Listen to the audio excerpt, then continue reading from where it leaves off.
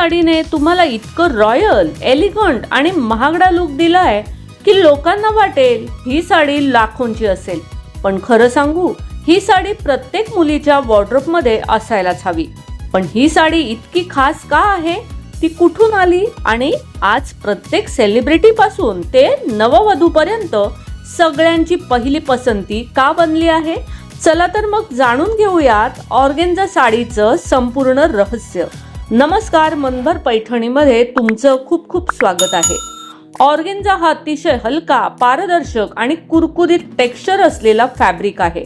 पूर्वी हे फॅब्रिक शुद्ध रेशीम पासून तयार केले जायचे, त्यामुळे ते खूप महाग असायचे. पण आता सिल्क सोबत पॉलिस्टर आणि नायलॉन मध्येही ऑर्गेन्झा तयार केली जाते, त्यामुळे ती अनेक बजेटमध्ये उपलब्ध आहे. ऑर्गेन्झा साडीची सर्वात मोठी खासियत म्हणजे तिचा रॉयल फॉल आणि एलिगंट लुक. ही साडी नेसल्यावर शरीरावर चिकटत नाही, त्यामुळे फोटो, व्हिडिओ आणि फंक्शनमध्ये तिचा लुक खूप उठून दिसतो. आजकाल या साड्यांवर सुंदर फ्लोरल प्रिंट्स, डिजिटल डिझाईन्स, भरतकाम, सिक्विन वर्क आणि मोत्यांची नक्षी केली जाते, त्यामुळे साधी ऑर्गेन्झा सुद्धा खूप महागडी आणि क्लासी दिसते. ही साडी लग्न, रिसेप्शन, एंगेजमेंट, हळद, ऑफिस पार्टी किंवा सण उत्सव अशा जवळपास प्रत्येक प्रसंगासाठी योग्य ठरते.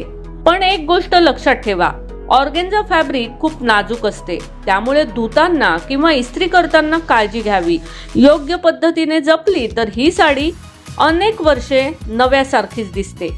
म्हणूनच जर तुम्हाला कमी वजनात स्टायलिश आणि रॉयल लुक देणारी साडी हवी असेल तर ऑर्गेन्झा साडी हा एक उत्कृष्ट पर्याय आहे. तर सांगा, तुम्हाला ऑर्गेन्झा साडी आवडते का, की तुम्ही अजूनही पैठणी किंवा कांजीवरमलाच पसंती देता? कॉमेंट्स करून नक्की सांगा. आणि अशाच साड्यांच्या भन्नाट माहिती, फॅशन टिप्स आणि खरेदी मार्गदर्शनासाठी आपल्या मनभर पैठणी या यूट्यूब चॅनेलला नक्की सबस्क्राईब करा.